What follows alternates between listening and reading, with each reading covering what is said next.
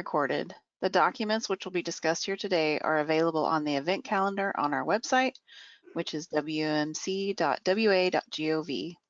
They are also available in the handout section of this webinar. I am Amelia Boyd, and I am the Program Manager for the Medical Commission. I, along with Jimmy Bush, are the organizers for this meeting. Panelists, please make sure your line is muted if you are not speaking. Dr. Karen Domino is the chair for the Policy Committee meeting. Once a presentation is finished, Dr. Domino will open the floor for public comment and discussion. Attendees, if you would like to ask a question or speak, please use the raise your hand function or the question section. And with that, I will hand it over to Dr. Domino. Hi, good afternoon, everyone. Thanks for being here. Today we have 4 documents to discuss.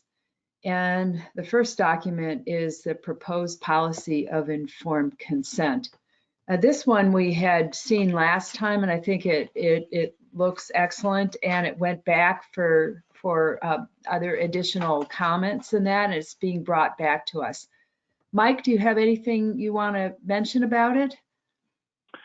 Yes, I got comments from Dr. Small, and I got, did you get my email from 15-20 minutes ago? No, I didn't. Sorry, I decided to return to my home from my office, so I haven't checked it. Okay, so Amelia, if you could make that larger, there is a paragraph that was added by Dr. Roberts on page 6.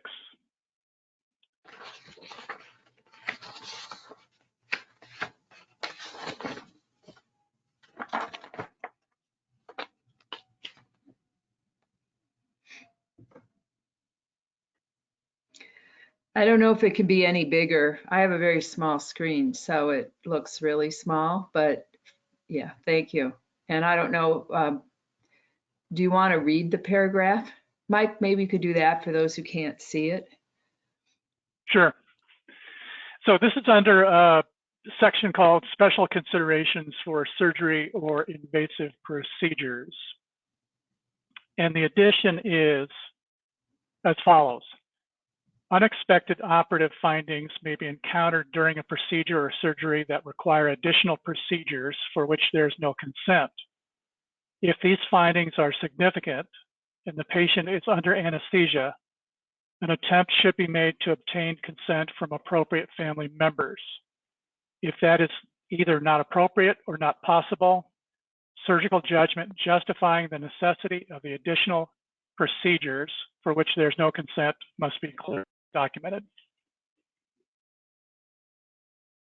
Dr. Roberts, do you want to add to that?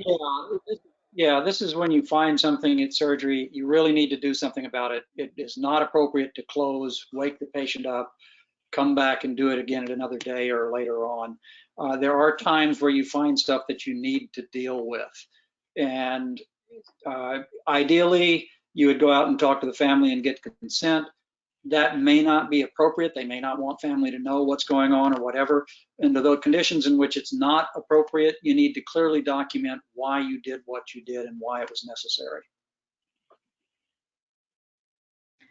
Thanks, Alden. Thanks, Mike. I mean, that looks like a reasonable paragraph to me. I sent this document to everybody on the committee about 15 minutes ago. So if it's probably in your inbox. You can open it up and take a look at it. It's also in the handout section of the webinar too. Yes, it is. Thank you. I'm just curious if, I understand it needs to be clearly documented, but I wonder if we should add something about and thoroughly discuss with a patient following recovery or something so that they know. Not a bad addition, John.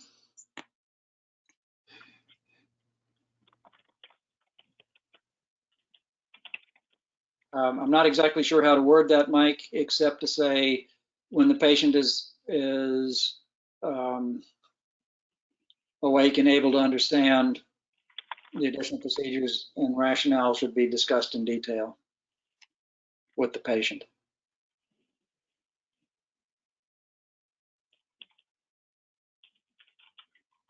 Might maybe say something at the appropriate time following recovery from the Yeah, there you go. surgery, or something like that, that there'll be Yeah. a thorough discussion with the patient, of what was encountered and the reasons for the additional procedure.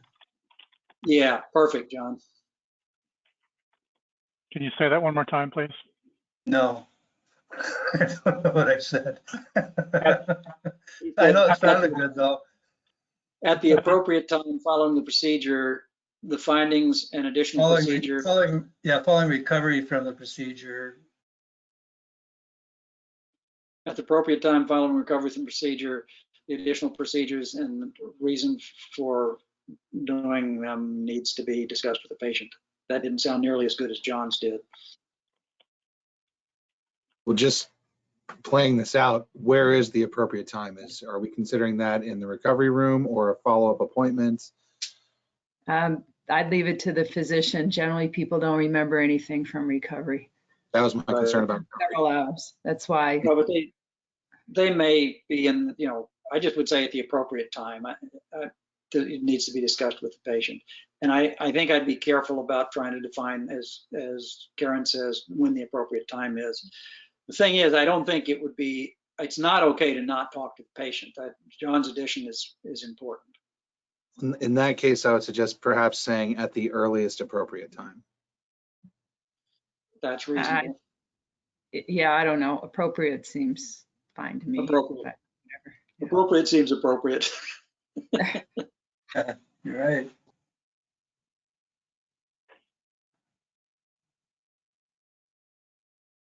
Mike, did you get that? I did. I added a sentence. At the appropriate time following the procedure, the additional procedures and the rationale should be discussed with the patient. Yeah, perfect. Thank you. That's almost as good as John's. Yeah. Undertaken during the surgery. Additional procedures undertaken during the surgery.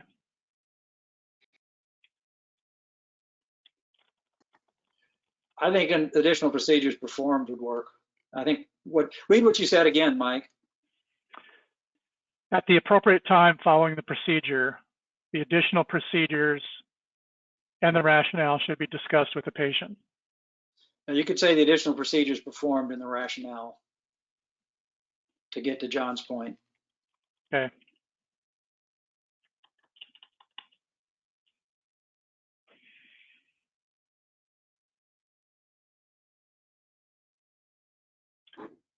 The other changes, I believe, were suggested by Dr. Small.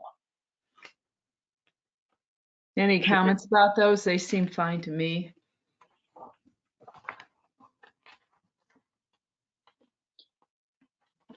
I don't hear any comments. Do we have a motion to approve this document with the additions, the changes? Before we do that, there is one egregious error in the heading. My name is misspelled. I was just going to say that, John.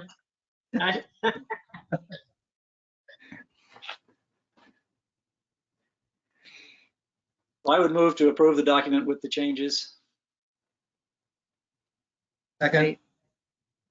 Any further discussion? We'll take a vote. All in favor? Raise your hand, say aye. Anyone opposed? Okay, this passes and we'll bring this on with the changes. Mike, would you mind sending it to all the commissioners? Yep. Yeah, to let them know about this additional change. All right. The second is a guidance document, and it's called Medical Professionalism.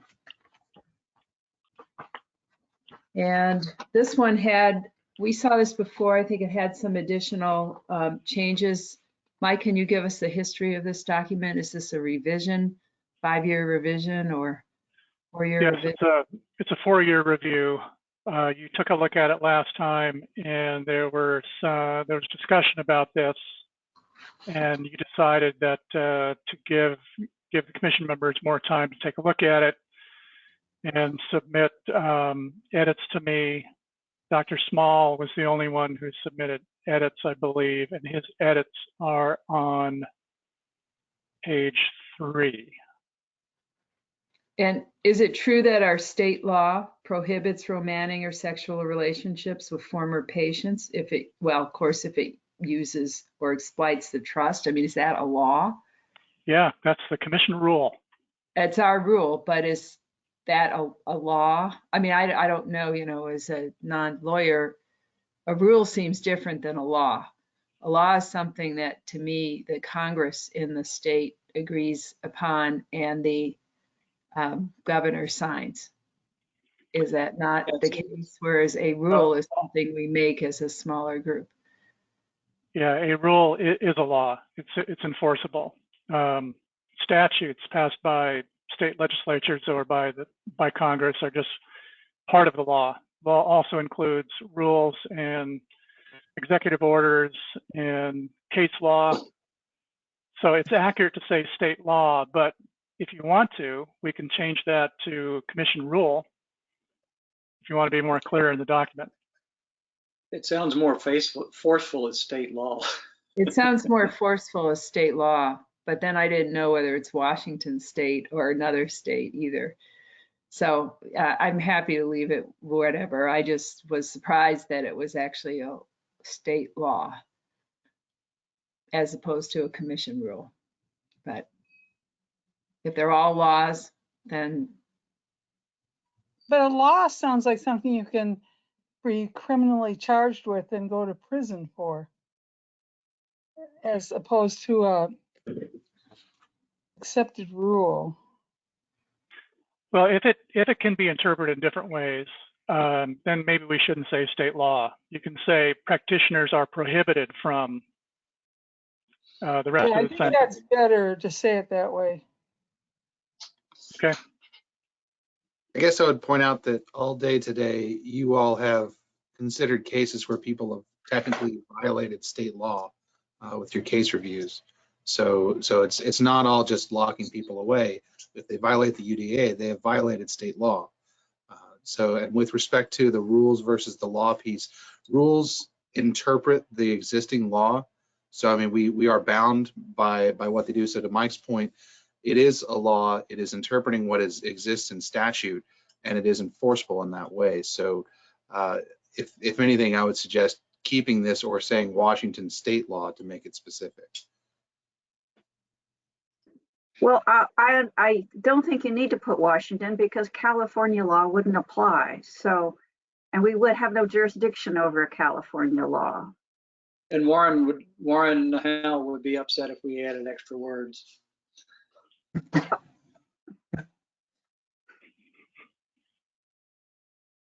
But Well- but it says like state law prohibits practitioners from engaging in sexual. And is there an actual law on the books that states that? The commission has a rule that states that. That's where the language comes from. And that's, well, I think that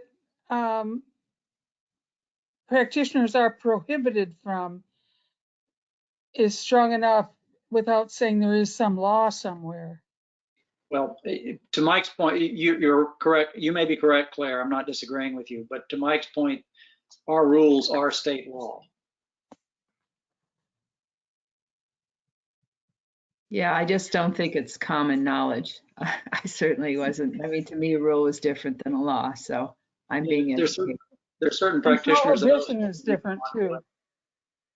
and there are certain practitioners that I was hoping we could lock away. Yeah, Yeah. I don't know if how other people feel about it. It is, I mean, we could just leave it as is. And I mean, I just thought getting rid of state law seemed easier, just say they're prohibited. But there's state law prohibits that already say that. I think state law gives it some emphasis. Yeah. I agree. I like the way it reads. All right. Well, I'm happy to leave it as is. If it's real, true, which it sounds like it is. And I'm sure we'll see if people have some questions tomorrow, then Mike, you can explain the rule versus law and how a rule is a law, state law. So Well, leave it's it fairly at, important that people do it. Leave it It's as fairly is? important that people not engage in that kind of behavior. So my hope would be that whatever we do carries enough weight to keep it from happening. Well, state law makes it sound like you'll go to prison. So that's, or have a hefty fine as opposed to having some remedial action. So So, you go to commission prison. yeah. So Anyway, the remedial action, state law is stronger. the remedial action is fairly significant. If that's sexual misconduct, and they'll end up with having to show their order to all of their patients. So it's a big deal. I think the other thing to consider is if it is purely a sexual misconduct issue, it will be referred to the secretary, and they usually are of the suspend them for 5 years and fine them $10,000 mode. Seems to me as they usually refer it back to us. They do seem to look for clinical issues. I won't deny that. So just for clarification, the rule and our rule states, a physician shall not engage in any of the conduct described in subsection 2, and it lists a whole bunch of things with a former patient or a key third party. You can't get any more forceful than shall not. True.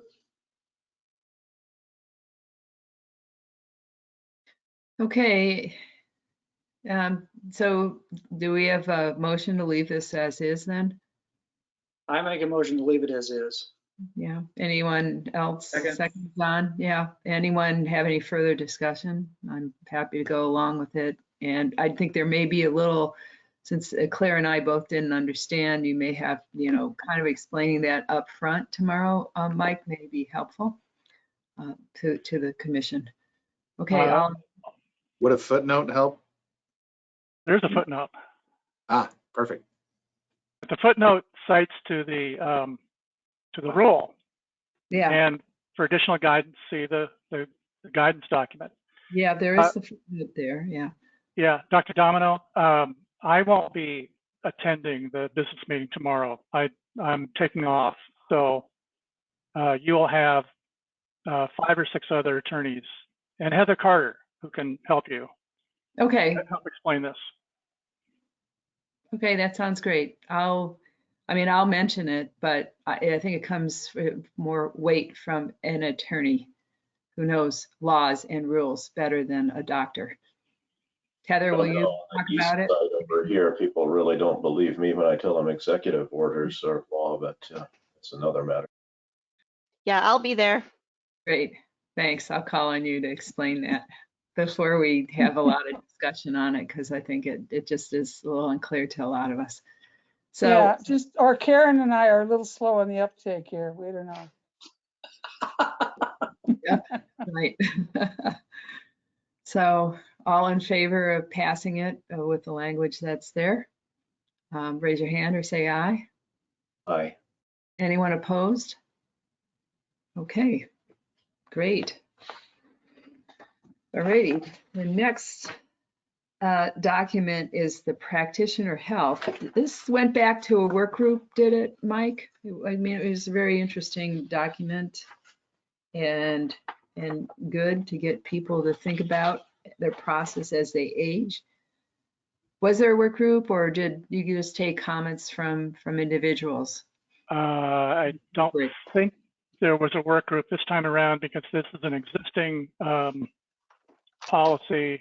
If I'm forgetting, please somebody speak up, because I don't recall a work group looking at this, but I do recall getting edits from Dr. Pam Kohlmeyer and from Dr. Small.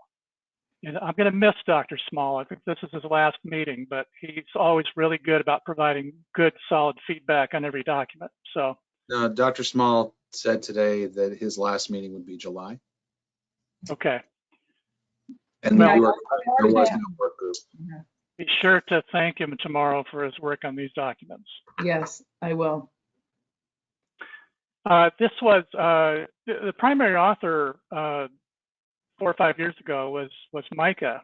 One of the big changes from the last meeting to this meeting was you recommended that we changed the focus and the title from practitioner competence to practitioner health. So it's a different focus, and that encompasses probably most of the changes there, that we're looking at health as a broad term and a broad concept. And the document is intended to be helpful to practitioners. So I like the way the document reads, and I like the way it looks. I think it's good to put it out as guidance. I wish that it would be read by people. I'm not sure how much it'll be read, but I think it's good advice. Any other comments? I thought it was good too with the revisions. We can Dr. certainly Small. put it out for in the newsletter as well as on our Gov delivery. When the commission adopts things like, say, the telemedicine policy, we have promoted it and done a write-up in the newsletter and that sort of thing to give more visibility. So that's certainly something we could do here. Good. Yeah, that'd be a great idea. Any other comments about it? Any more recommendations of changes? If not, do I have a motion to accept the document with the changes that are made? I Someone? move to accept the document. And a A second? second. Okay. All in favor, say aye. Aye. Anyone opposed? Okay, we'll move this on. Oh, it's good to have some that we actually recommend this time with all the work. We don't get bogged down. Yeah. And then we have ownership of clinics by physician assistants. And I don't recall this one. Is this a 4-year update? Mike? Yeah, this is the first look in 4 years, maybe 5 years. This was a document that was written almost completely by PA Jim Anderson. I do remember that. It's an important document. I do remember it. I read it and don't think I came up with any changes. Is there anything new legally that we need to think about as it relates to this document, given the new sort of status? Not that I noticed. This, among other things, was generated by situations in which there was a conflict of interest with a physician reporting to his employer. I mean, a PA being the employer of a physician who was his supervising physician, but employed by him. It was a difficult, it's well done. Yeah, I thought it was excellent.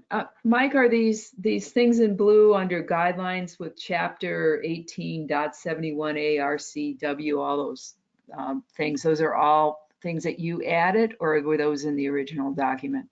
Those are in the original. The reason they're blue is because they're hyperlinks. I see. Okay, thanks. Nothing has changed. All right. Mike, just one question. In my dealings with the PA Association, there seems to be a frequently referred to concept where PAs can only own like 95% of a clinic. There's nothing like that in here, correct? No. That's what I thought. So yeah, I didn't see anything like that. Where does the 95% come from? You know, that's a mystery. If you subtract 5% from 100, you get 95%. That is true. And also, Dr. Roberts, at the end of this, I've got a new shirt that I want to show you about Schrodinger's cat on a wanted poster. All right. No, it's just it seems to be a recurring apocryphal piece of knowledge that comes out of the PA schools for some reason. So they will contact the association, who contacts me, and we go around and around again about, no, there is no restriction on percentage of ownership or ownership in general. Should that go in a newsletter sometime? Not that people don't read them as much since they're online as opposed to coming to your home. But do you think that getting that word out is good? We can, I mean, it's probably about once a quarter that I have this conversation. So we can certainly do a promo on this one as well. Just say we reaffirm Send it to the PA schools. I mean, that too. There's 3 of them. So. Yeah. Jim, you did a nice document here. ownership of clinics by physician assistants. We really liked it, and we've just been mentioning how Micah was mentioning how PAs, I think there's only 90% ownership by a PA for at least those who just coming out of PA schools. And that's incorrect. So we're just talking about how to publicize that. Well, thank you. Do anyone have any more comments, Jim? We went through and approved the other documents. There was a change on the first one. Before we move on, we approved this, correct? We haven't yet. I wanted to give Jim an idea of if, yeah. Any other comments about this one? I really like the document. I would just question, when is it ever not a conflict of interest for a supervisor to report to the supervisor? But the document is great. The ideas in the document are great, and it's a great resource. Well, Scott, I think that's a really great point. And in fact, it happens all throughout medicine. When a hospital hires physicians or PAs or whoever to work there, and then they report to somebody who's not a physician or a PA. And I mean, I think those kind of conflicts are rife throughout medicine. I truly do. And I think that obviously this is within the bounds of the norms as far as profession. But I think that's a great point. So I think there are many conflicts throughout our system, and that's something for us to always be thinking about. Okay, any further discussion of this? I have a motion to approve it as is. Alden, second. Seconded. All right. We had 2 seconds. And then all in favor, say aye. Aye. And anyone opposed? All right. Then I'll go back. Alden is just mentioning to Jim that we had approved the other documents. And the only one that had a substantial change is the first one, which is dealing with informed consent, added some issues about unexpected findings during surgery, which Dr. Roberts had added, and John Malden and the rest of the group added another sentence to it. So that will, I don't know if you want to see it or whether you want to just wait for your email. No, it's fine. No, thank you. I mean, I'm sorry I was tardy, and thanks for updating me. And I will definitely defer to the opinions of y'all. Great. And then I didn't take any public comment. Amelia, are there any public members who wish to make any comments about any of these? There are no questions in the questions box, and there are currently no hands raised. Okay. So 29 minutes of our meeting with 4 documents. Very impressive. Well, I wish everyone a good evening. Thanks for joining us, and we'll see you in the morning. See you tomorrow. Thanks. Bye. See you all. Bye, everybody.